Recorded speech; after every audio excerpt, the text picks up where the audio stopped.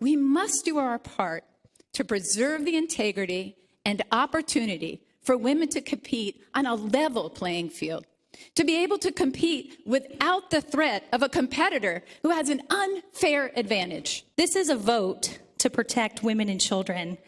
We must protect our children from making life-altering decisions at such an early age, decisions that they will never be able to reverse. When it comes to women's athletics, this vote ensures that females can compete on a level playing field and not against biological males. Folks, please watch closely at what is happening here today. Find out who truly cares about your privacy.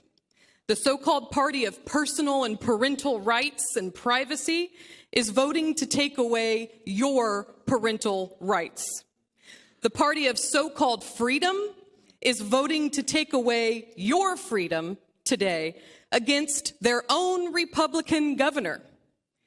Keeping government out of your personal health care decisions? I think not. The hypocrisy in this room is rich. And keeping Ohio a welcoming state that is open for business? Boy, I sure do hope the decision makers over at Intel are watching this today. Once again, I will open up this up. I will show this book, Roar, Stacey Sine's book, written in 2016, to talk about how women will be able to be better athletes if they train as women. And in the book, she continually says, we cannot compete with men. She didn't do this to talk about the transgender issue. She talked about this to help women be better athletes.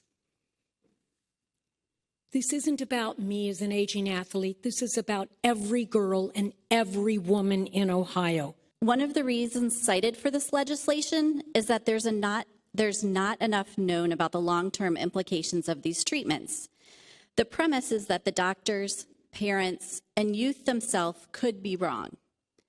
It's also very real that the doctors, parents, and youth are right, and that those supporting these bills could be wrong.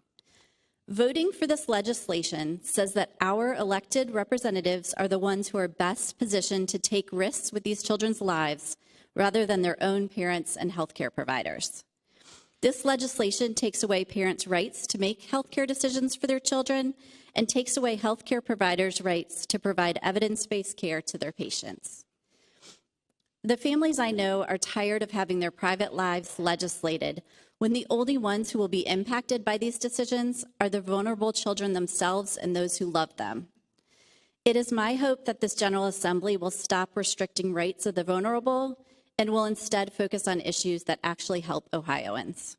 Dog whistle politics, the proverbial boogeyman that doesn't exist, is killing our democracy. And with this vote to override the governor's veto today, you are literally killing our children. Take that in for a moment. Literally killing our children. All to win your Republican primary races. Disgusting. I'd like to ask the representative to keep the comments to the bill, And lastly, please. Mr. Speaker, thank you for allowing me the time to say something today. I hope all of the money that CCV, the so-called Center for Christian Virtue, raises off of bullying our children keeps them up every single night of their low lives. Thank you, Mr. Speaker. I have lost track of the number of times I have stood against bills targeting the LGBTQ community and transgender individuals. And I know that despite what it seems, I'm not actually speaking to the majority party in the room, none of whom are especially interested in what I have to say on this matter, even though as a pediatrician, I have the most experience here working with transgender children. But I am speaking to the people I represent and the people across the state who entrust us in this body to make decisions that change their lives for the better. I'm speaking to the 58% of Ohioans who agreed in November that healthcare decisions should not be the business of the government, and even the 63% of Ohioans who voted for DeWine as governor. And most importantly, I am speaking to the thousands of Ohio citizens who reached out to share their personal, private stories in order to keep an overreaching government out of their health care and to prevent the state from stripping them of their parental rights and bodily autonomy. And so, to those people, I say, I see you. I am with you.